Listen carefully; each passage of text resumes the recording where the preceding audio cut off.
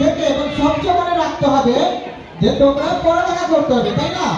তাই তোমাদের জন্য আমি ম্যাজিক প্যাড নিয়েছি সঙ্গে করে, দারুণ একটি।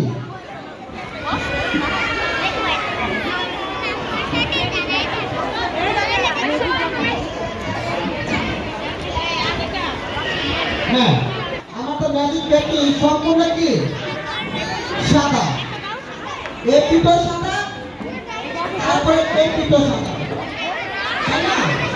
কিন্তু আমি যখন তোমাদেরকে জাদুর ছোঁয়া আর্ট করবো, যাই না কে কতটুকু আর্ট করতে পারো, সে এইভাবে আমি আর্ট করছি।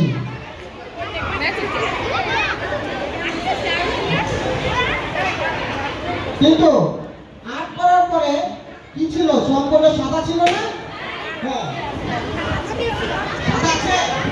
জি আছে। সাদা না? কিন্তু আসলে আমার জাদুর ছোঁয়া লাগেনি, লাগছে? লাগেনি। তো যখন আবার আমি এইভাবে ম্যাজিক পাবো তখন আবারও সাদা। কি বলো? সাদা না? বল।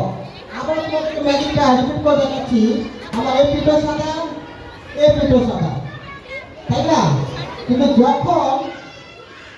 যখন আবার ম্যাজিক করবো তখন ঠিকই সাদা হয়ে যায়। সাদা হয়? হয় না? সাদা।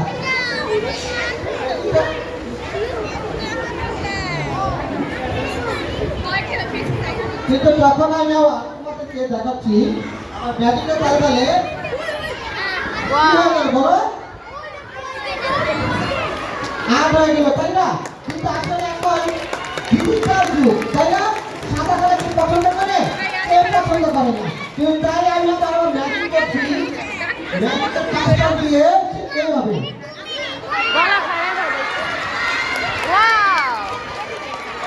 কিন্তু আসলে কি আমার এটি জাদুর বই, তাই না? Magic pad. কিন্তু যখন আবার আমার জাদু ম্যাচ চলে যায় তখন কি হতো জানো? তখন আবার ধন্যবাদ তোমাদেরকে। কেমন লাগে? সবাই আমরা ক্লাসে হাতে